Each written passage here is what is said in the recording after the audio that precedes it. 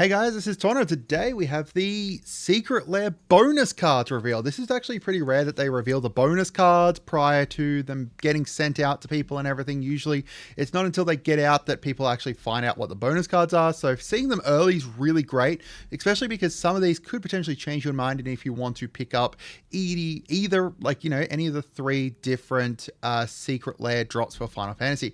So it looks to be that there is one bonus card for each drop. However, there are some extra rare bonus cards that can potentially replace those. So basically each drop will come with a certain bonus card. So, the weapons one will come with one, the grimoire one will come with one, etc. However, it just has a chance of being replaced by one of these other 5 extra rare bonus cards instead. And the bonus cards there are themed around Tifa's summons, while the other ones are more in line with what the actual, the actual drop is. So there's a weapon based one for the weapon one. So these are some pretty nice reprints in here, not super duper valuable or anything like that, but they are still pretty decent. Especially the one that is for the weapons one, I considered that potentially going up in price anyway. So seeing the reprint here with in Magic, in Final Fantasy art is really cool. And it's the first time it's been reprinted since the Lord of the Rings, which is really cool. So let's go over them one at a time. So first up, we've got Game Over. So this is the one that was all based around the villains and everything. It is going to get the Feed the Swarm as the extra bonus card there. Art there based off of Final Fantasy 16. We've got the Grimoire one, which is going to come with Silence with art based off Final Fantasy 4 there. And this is the most valuable of any of the bonus cards from the actual basic bonus cards here. And then we've got the weapons one here, which comes with Forge Anew. So Forge Anew hasn't been reprinted since the Lord of the Rings, and it's got a name that is pretty easy to reprint, which is great. However, all of these will have a different name, similar to the kind of Godzilla treatment. So it'll have Forge Anew down here, and it'll say something in line with Final Fantasy 15 there, most likely. So yeah, all the actual base bonus cards they're not too bad. The Grimoire one's the best one with the Silence there. The other two are good, usable at least, great cards. However, they're not super duper incredibly valuable ones. All right. So let's go through the rare bonus cards here, and this is these 5. They're all based off of different summons that Tifa is able to do within Final Fantasy X.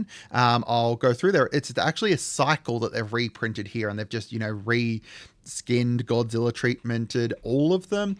Before we do get into that though, make sure you guys share the content around, make sure you like it, make sure you subscribe as well. This news came out an hour ago, and as soon as I saw it, I instantly went to start making a video for you guys, just trying to get that news out there as soon as possible. So this is honestly, I think, the best place for you to go to subscribe if you want to keep up with the news for Magic the Gathering, Final Fantasies, crossover, or any kind of Magic the Gathering content. So let's go through them one at a time. So first up, we've got Grief, and if you can't tell which cycle this is that's being reprinted here, it's the Modern Horizons 2, I believe they were, different incarnations. So we've got Grief here, $1.26, not the best one of them, the worst one, I think, out of all of them. When it enters, a target opponent reveals their hand, and then you can choose a non-land card from it, and they discard it. We've seen that effect on a lot of different things are a lot better than that. We've got Fury here. So the power of these as well comes from the fact that you can just evoke them by just exiling a card from your hand too.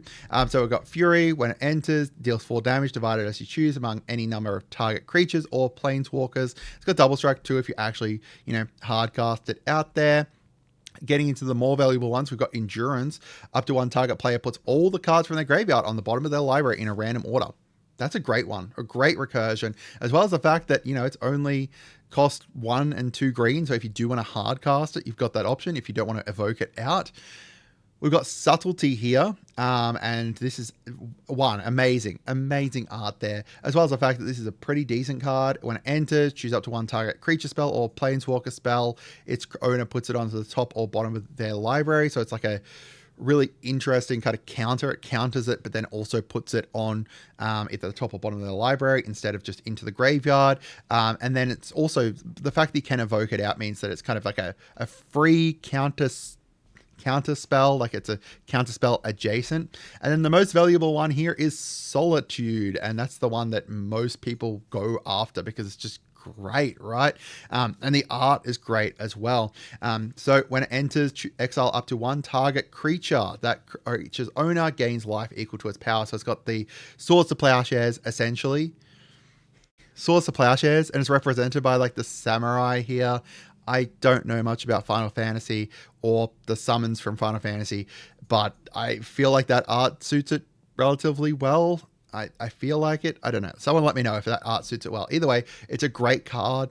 Like a free removal if you just exile a white card from your hand. And a pretty expensive reprint there too with 1838. So that's obviously going to be the chase of these rare reprints. We're not sure entirely how common they're going to be in regards to reprints, or how common the rare ones are going to be as opposed to like just the normal ones that are going to be coming with it. At least you got like the guaranteed.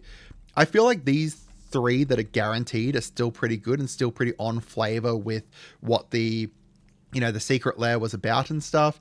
You'll definitely kind of find use for them, which is good. And the actual reprints within the Secret Lair weren't too bad either. But either way, these are going to go they're going to go like straight away. As soon as this goes up, they're going to be gone. So if you do want to get on top of it, the Secret Lair was going to be going live on June 9th in the US. And so you just want to kind of double check that. Go over to the Secret Lair website, sign up for, following it and stuff like that and everything. And yeah, I hope you guys had a wonderful day. Let me know what you guys think. I love the art for Forge New, and I'm really happy to kind of see the reprint for it. In fact, I might even, like, if I don't pick up the Secret Lair, I might even just pick up that because it's just amazing art. I hope you guys had a wonderful day, and goodbye.